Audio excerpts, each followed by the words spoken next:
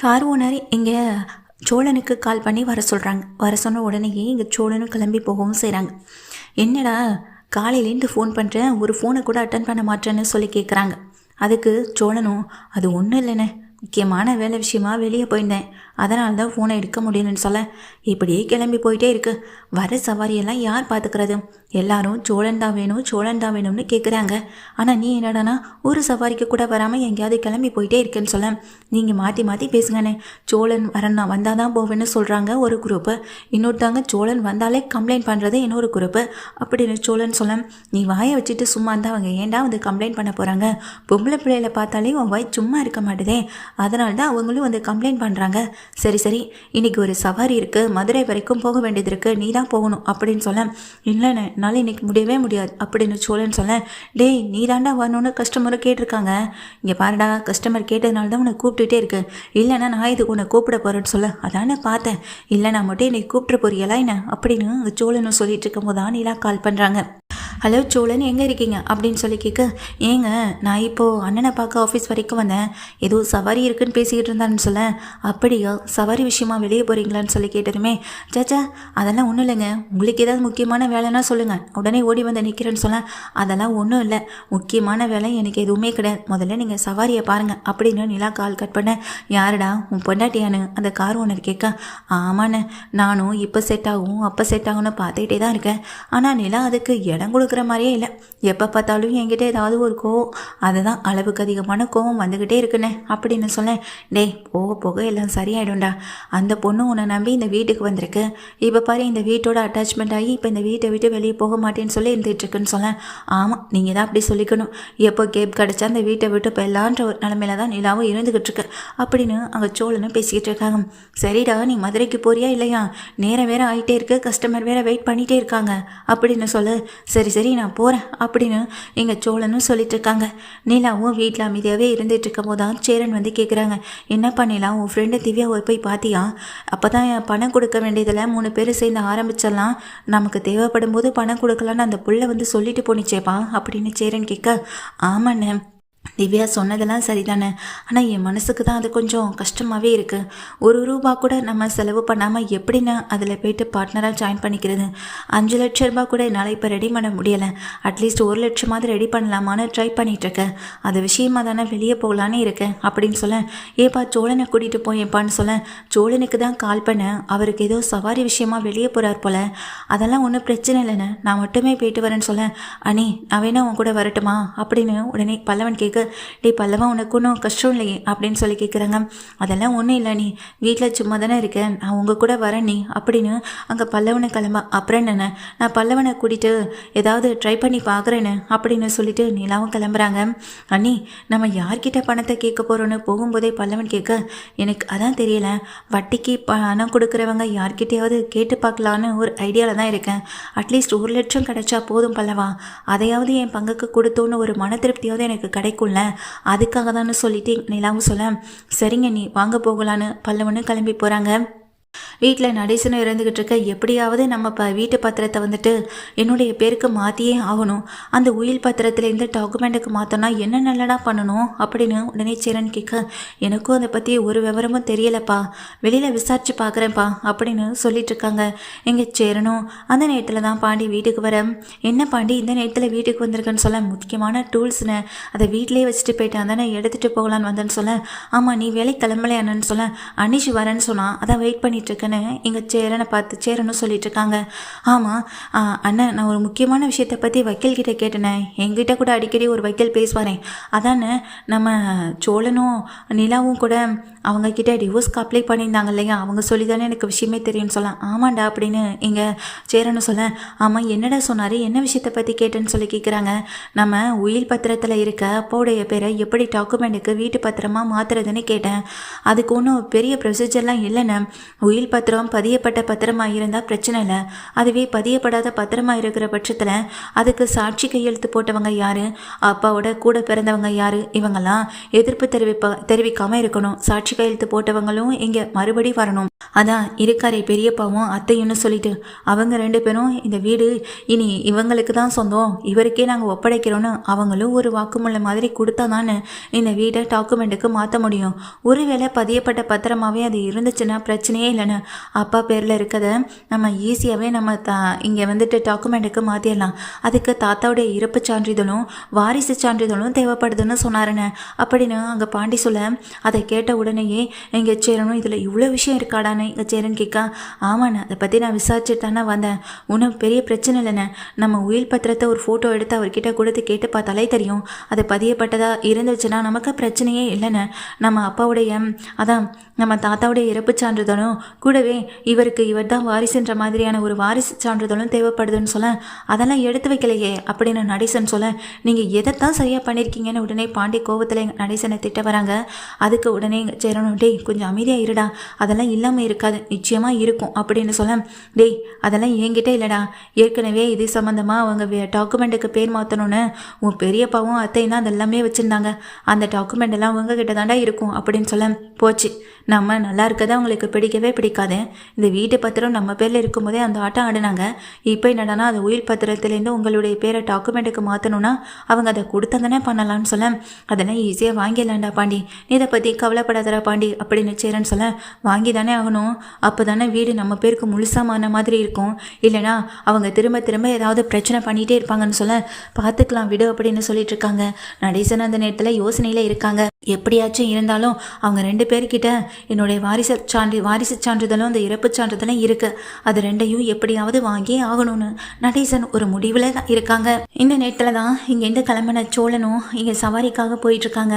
சவாரி கொண்டு விட்டுட்டு அன்றைக்கி நைட்டு கால் பண்ணுறாங்க, என்னங்க நான் வரணில் வெயிட் பண்ணிட்டு இருக்காதீங்க, இன்றைக்கி நைட்டு என்னால் வர முடியாதுன்னு சொல்ல, அதான் ஏற்கனவே சொல்லிட்டு போயிட்டீங்களேங்க, நான்லாம் படுத்து தூங்கவே ஆரம்பிச்சிட்டேன்னு சொல்ல, அப்புறம் எப்படி எங்கள் ஃபோனை அட்டன் பண்ணீங்கன்னு எங்கள் சோழன் சொல்லும்போது, நிலா வந்து முக்கியமான வேலை விஷயமா வெளியே போயிருந்தோம், நானும் பல்லவனும் கொஞ்சம் நேரத்துக்கு முன்னாடி தாங்க வெளியே வந்தோன்னு சொல்கிறாங்க, வீட்டுக்கு வந்தோன்னு சொல்கிறாங்க, முக்கியமான வேலை விஷயமா, முக்கியமான வேலைனா என்ன வேலைங்க அப்படின்னு சொல்லி கேட்க, அதாங்க பண விஷயமா தான், எப்படியாவது 1 லட்சமாவது பணத்தை பரட்டி கொடுத்தலான்டா நினச்சிட்டு நானும் பல்லவனும் வெளியே போனோம், ஆனால் எங்கே தேடியுமே எங்களுக்கு பணம் கிடைக்கல, நானே இந்த ஊருக்கு புதுசு, உங்களை நம்பி யாரும் பணம் கொடுக்க தயாராகவும் இல்லை, என்னையை நம்பி யாரும் பணம் கொடுக்க தயாராகவும் இல்லை, வீட்டு டாக்குமெண்ட்டை வச்சு நம்மளால் இப்போதைக்கு பணம் வாங்க முடியாதுன்னு தெரிஞ்சதுனால தான் இதெல்லாம் செஞ்சேன், இப்போ என் கையில் 1 ரூபா கூட இல்லைங்க அப்படின்னு சொல்லும்போதும், இதெல்லாம் கேட்டதுமே எங்கள் சோழனுக்கு ரொம்ப மனசு வருத்தமாக இருக்குது, நீங்கள் எதை பற்றியும் கவலைப்படாதீங்க, உங்களுக்கு தேவையான பணத்தை நானே எப்படியாவது அரேஞ்ச் பண்ணி தரேன் அப்படின்னு தான் எங்கள் சோழன் சொல்லிக்கவும் செய்கிறாரு.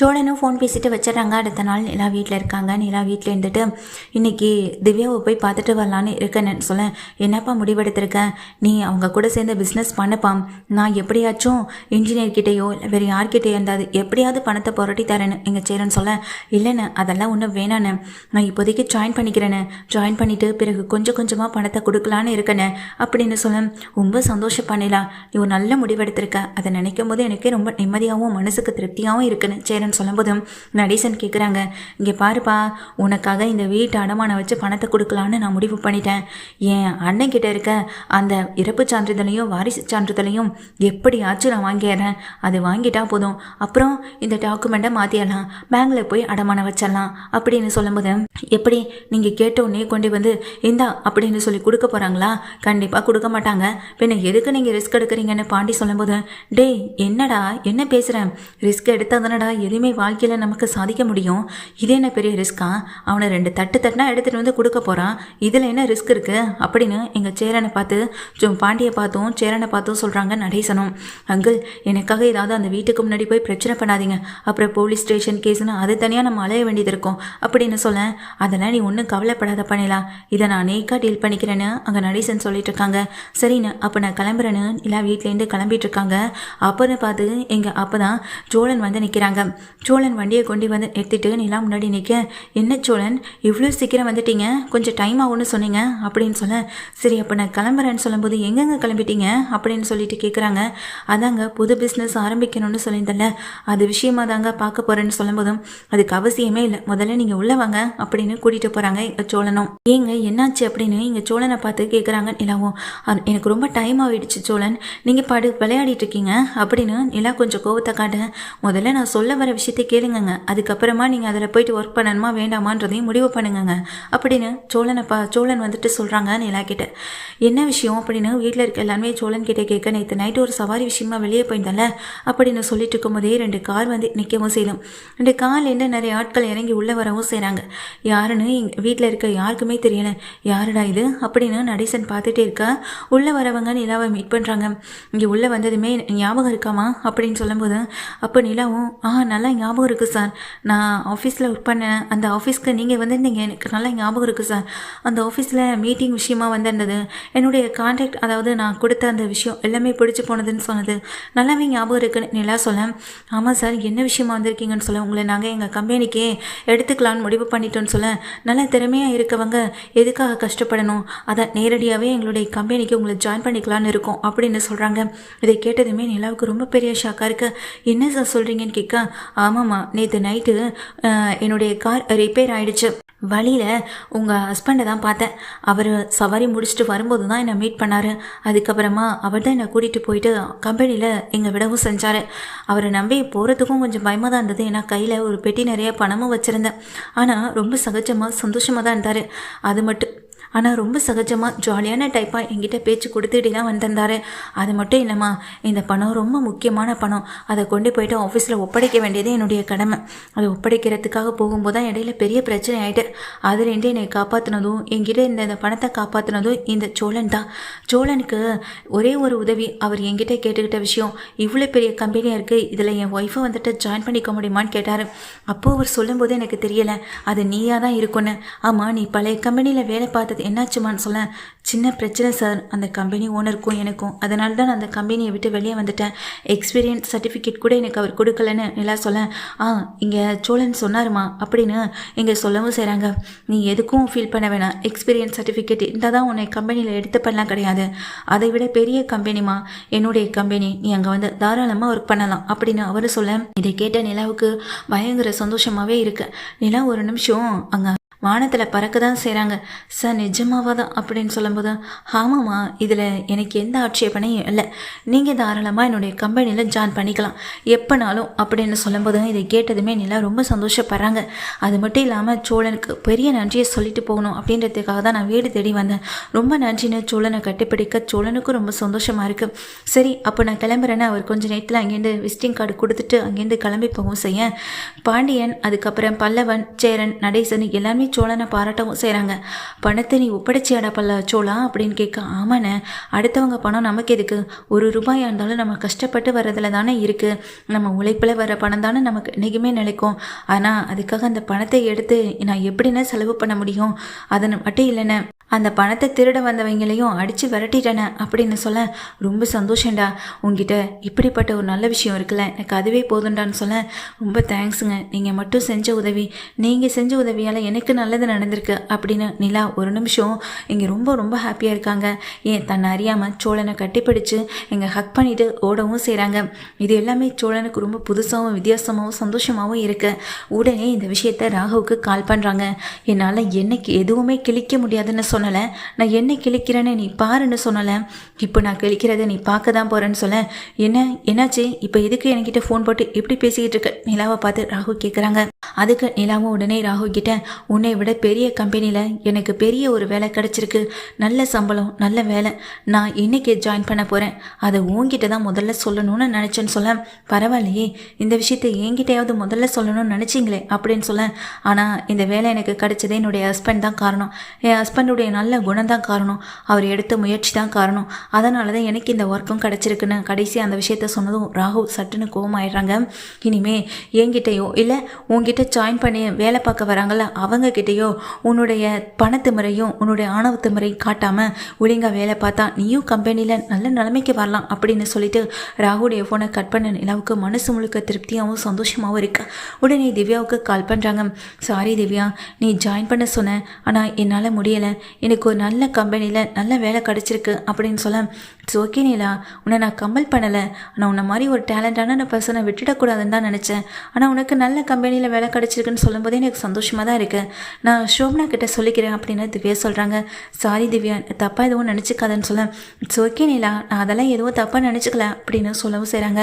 எனக்கு கொஞ்ச நாளையில் நான் வேணா அந்த கம்பெனியில் கூட உனக்காக பேசி பார்க்குறேன்னு சொல்ல, ஐயோ இல்லை நீலா, புதுசாக பிஸ்னஸ் ஆரம்பிக்கணும்னு நானும் முடிவு பண்ணிட்டேன், ஷோபனாவும் முடிவு பண்ணிட்டாங்க, 2 பேரும் சேர்ந்து இந்த பிஸ்னஸ் ஆரம்பிக்கிறோம்.